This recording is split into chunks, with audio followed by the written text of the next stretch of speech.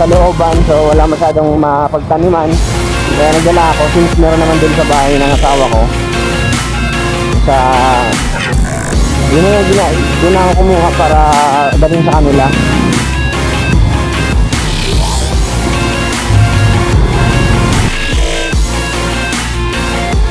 So mga tong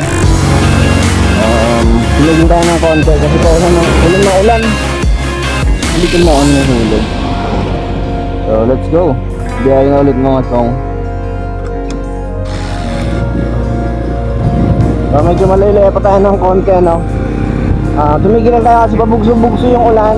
So medyo umulan ng konti. Medyo baka basta kasi itong action camera natin, ano? Maulan talaga ngayon, ewan ko ba? Summer na summer pero maulan dito sa amin. May bagyo kasi, may dumayan na bagyo pero nung nakarang araw pa naman yun. Supposedly wala na itong mga ulan pero okay naman. At hindi masyadong malakas yung mga nagdaang ulan. Tamang lang talaga, parang ulan mayaman lang. So mga chong, yung motor natin medyo tahimik na siya ngayon. Nakipag-swap kasi tayo ng tambucho, yung stock ng TMX. So yung tambucho ko ngayon is stock na. Hindi na yung bullet pipe. Medyo mahingi kasi yun eh. Talagang ayoko na nun, nakakasawa na rin. And sayang, hinayang ako eh, hindi ko na vlog. Nag-meet up kami sa Goa. Ayun, taga-Lagunoy sila. Eh ako naman taga-Tigaon.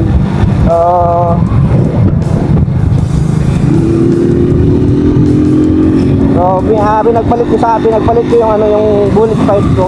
Okay lang naman. Although mahal yung bili ko na, nabili ko yun ng 1,000 mahigit. Whoops, yeah.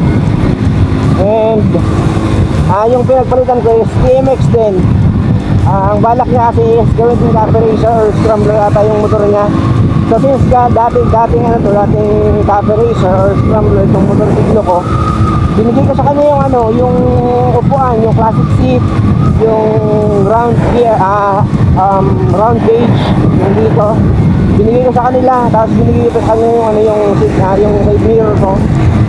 Sa kanila na yan, binigay ko na lang ng libre sa kanila. So tuwa sila mga dong. Masaya sila sa ginawa ko, no? Although mahal yung bili ko noon, pero binigay ko sa kanila napasaya ko naman sila kahit sa konting kahit sa ganung klase na paraan. So ayun, yung picture andyan nyo, yung kinalitan ko na lang yung picture. Ayan po yung picture nila, which is yung tambucho nila.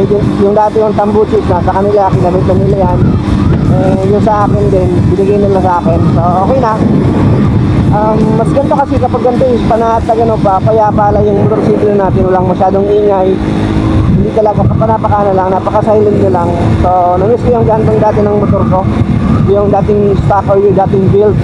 Ayun, okay na lahat, gumagana na. Yung ko na lang, problema ko na lang pag itong fender ko, yung front fender ko kasi talagang matapsik siya kapag maulan. So naghahanap pa ako ng front fender.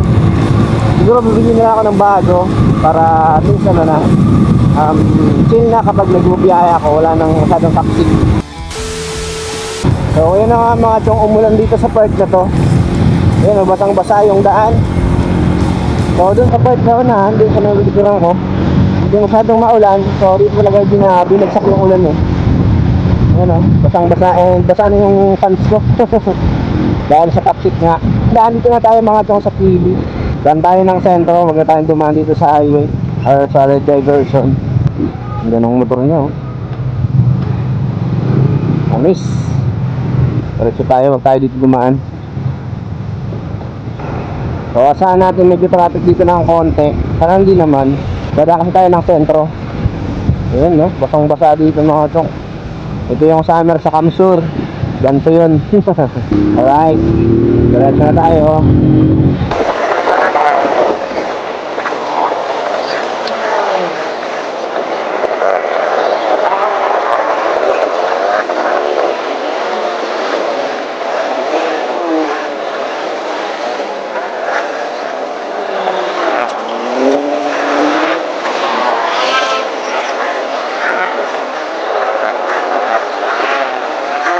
So di masyadong matraffic dito mga chong.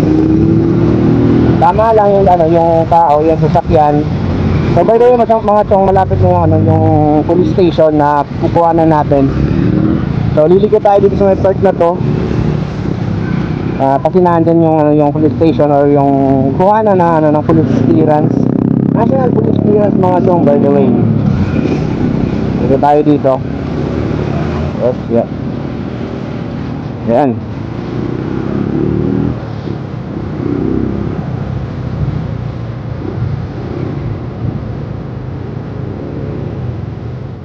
So ito yun. Alimutan ka ng lugar to. Basta sa pili yan mga chong. A few moments later. So ayun mga chong. Ito na nakuha na natin mga chong. National Police Clearance. Then no record on file. So wala naman tayong record mga chong. And time for us to go mga chong. Hindi tayo ng bahay namin. So bag lang natin to. Nalunggay pa tayo dito eh. Okay. So ayun mga chong, okay na. So ready to submit na tong requirements natin. So tayo dito mga chong kasi taga dito ako.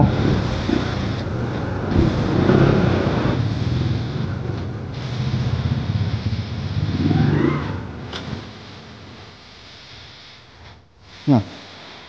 Gulay. Ayan? Matapayas lang ha. Yo, what's up mga chong? So pauwi na tayo. And tapos na yung agenda natin yung hapon na o yung araw. So dito tayo dumaan sa may diversion. Medyo matraffic na dito. Tsaka pangit yung daanan. Pero dun sa part na sa unahan, medyo maganda-ganda na. Kasi asfalto siya. Hindi wala masyadong lubak. Bali ginawa lang naman natin is kumuha tayo ng National Police Clearance. Halos nakadalawang balik tayo dito sa Pili. Kasi nung una is nagkaroon ng problema kasi may kapangalan daw. So ayun, ngayon yung araw na sinet nila para bumalik ako dito. And ayun, naging successful naman mga chong. Kinuha ko na